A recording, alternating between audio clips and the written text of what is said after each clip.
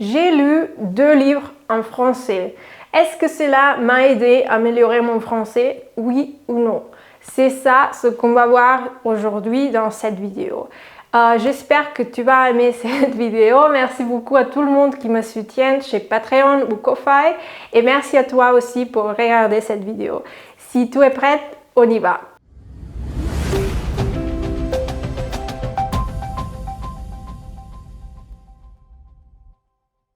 J'ai lu 2 livres. Le premier s'appelle Learn French with Short Stories à la découverte du Canada. Je l'ai lu avec mon livre électronique. Je ne sais pas si on peut le voir avec la caméra maintenant. Sinon, je vais laisser une image ici.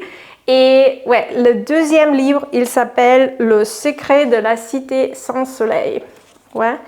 Et on va voir les 2 livres. Est-ce que je recommande ces 2 livres?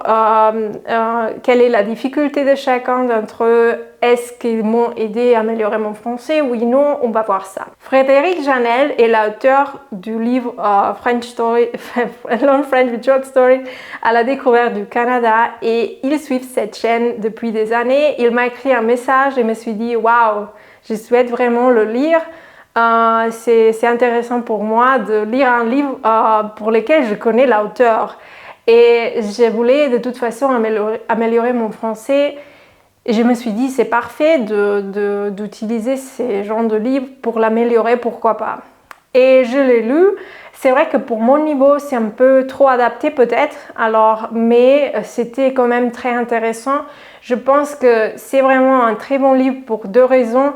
D'un côté, si toi tu es débutant avec le français, tu as un niveau peut-être A2, c'est un livre parfait parce que tu as des chapitres, après il y a des tests, des listes de paroles pour chaque chapitre, etc. Et alors, si tu n'as pas beaucoup de temps pour lire, tu peux lire un chapitre chaque jour parce que chaque chapitre sont, je pense, 2-3 pages, même peut-être seulement 2 pages.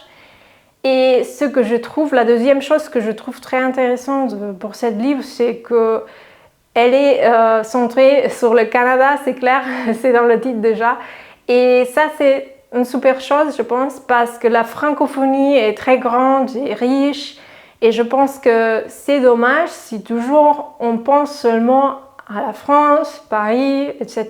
Non, la francophonie est vraiment global et il m'a semblé très intéressant de lire des choses concernant le Canada et je pense que même si on parle très bien le français ou déjà un peu, alors je le parle bien je pense, et même si c'est un livre adapté, ça peut être intéressant si tu as été intéressé à apprendre plus sur le Canada et la partie française du Canada. Le personnage principal s'appelle Paco, il vient du Mexique.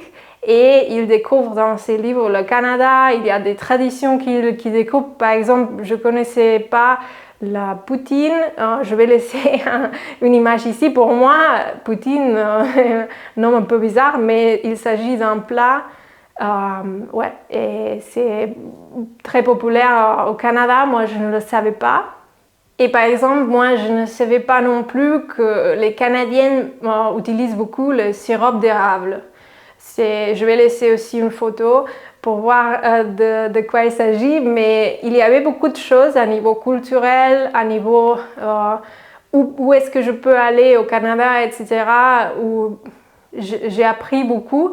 Et peut-être c'est bizarre, mais quand je pense aux aurores boréales, les lumières de couleur verte, etc., dans le ciel, je pense plutôt à l'Europe. Je pense à l'Islande, je pense que ça s'appelle Islande en anglais, je pense, mais Islandie peut-être. Alors je pense à l'Islandie et pas forcément au Canada. Et ça, c'était intéressant pour moi de changer ma perspective. Et parce que ces phénomènes sont présents là aussi, c'est logique, mais je n'y avais jamais pensé. Je ne sais pas pourquoi. C'est toujours une richesse si on apprend quelque chose. Et moi, quand j'avais essayé d'améliorer mon français, je pense il y a 2 ans, j'ai beaucoup regardé des vidéos en français de la francophonie dehors de la France. Par exemple, en Afrique, tout le monde le sait, il y a beaucoup de pays dans l'Afrique où on parle le français. Et je pensais, ça c'est intéressant de connaître ces pays. C'est pas seulement tout France, France, France. C'est vrai aussi que par exemple pour le français du Canada, c'est difficile de comprendre aussi parce que la prononciation est beaucoup plus différente. Mais si on va habiter là, c'est ce genre d'accent qu'il faut qu'on apprend. Alors maintenant ici, j'ai lu un livre, l'accent n'était pas présent, mais c'est quand même quelque chose à réfléchir.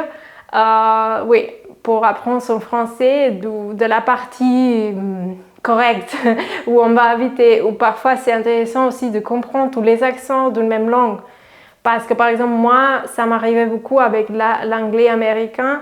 Je le comprenais très bien, mais je ne comprenais pas très bien l'anglais du Royaume-Uni. Après, j'habite en Europe. Pour moi, ça c'était un peu bizarre et j'ai fait un peu l'effort de regarder des ressources aussi avec l'accent plus européen, si on veut dire. Et oui, ça aide, mais parfois, si c'est un accent très fort, même si on parle bien la langue, c'est pas toujours facile. Ouais. Le deuxième livre, moi, je ne le recommande malheureusement pas parce que pour moi, c'était un livre un peu pour des adolescents. C'était vraiment très simplifié dans le sens que c'était tout blanc ou noir. Il n'y avait pas des nuances, à mon avis. Et je trouve ça pas très stimulant. Comme par exemple, le personnage principal, il fait tout 100% bien. Il est éthiquement parfait et tout marche excellemment. Ça me paraît un peu réaliste et ça, je n'ai pas vraiment aimé, je suis désolée, mais en même temps, ces livres m'ont aidé beaucoup avec mon français et c'est pour ça que j'ai continué à lire. Parfois, quand je commence à lire un livre et je ne l'aime pas trop, je continue parce que j'ai l'espoir que ça va devenir mieux, mais parfois ça arrive, parfois non. Dans ces cas-là, j'ai lu tout le livre et oui, c'était pas pour moi. Je ne dis pas que ce soit un mauvais livre, ça c'est un avis très personnel, mais dans tous ces temps, quand je lisais, je me disais, le livre ne me plaît pas beaucoup, mais je pratique mon français. Et c'était important pour moi parce que je devais faire trois présentations dans cette langue et j'avais un peu la sensation que mon français n'était pas au niveau de peut-être quelques mois avant. Et je me suis dit, il faut que j'écoute de la musique en français tous les jours, que je lis tous les jours en français, etc. pour avoir un entourage dans cette langue. Et je pense que peut-être, alors c'est très subjectif, mais je trouve que mon français, peut-être avant la présentation, j'ai réussi à améliorer mon français. J'ai fait les présentations, elles sont bien passées, pas parfait, hein, mais ça allait. Et après, quand je suis retournée, je n'avais pas envie de continuer avec cette pratique si intense. Et je me suis dit, maintenant ça marche, j'utilise le français dans mon travail, mais je ne dois pas être parfaite. Jamais, de toute façon. C'est impossible de toute façon. Mais bon, alors oui, lire des livres dans la langue qu'on apprend, c'est une super habitude. C'est une chose qui aide beaucoup, mais ça prend du temps. Par exemple, avec l'allemand, j'ai lu tellement de livres en allemand. Je lis pratiquement tout en allemand. Et dans ce sens-là, je pense que ça m'a beaucoup aidé, mais c'est quelque chose qui prend du temps. C'est pas que je lis une page aujourd'hui et je deviens mieux dans cette langue.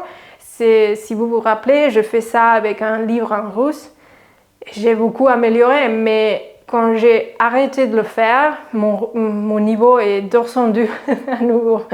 C'est pas une pilule magique qu'on prend et on est parfait par toujours. Alors le niveau, dans mon cas, de toute façon, ça dépend de mes habitudes actuelles. Alors si par exemple, je commence à utiliser le français tous les jours, maintenant intensivement, 3 heures par jour, c'est clair, mon français va améliorer. Si je commence à faire ça avec l'italien ou le russe, c'est clair. Mais si j'arrête de faire ça, après quelques mois, le niveau est le même qu'avant de faire ça, non? Alors ça, c'est mon avis, mon expérience. Merci de me partager ton avis dans les commentaires. Alors, au revoir, à tout à l'heure, bye bye.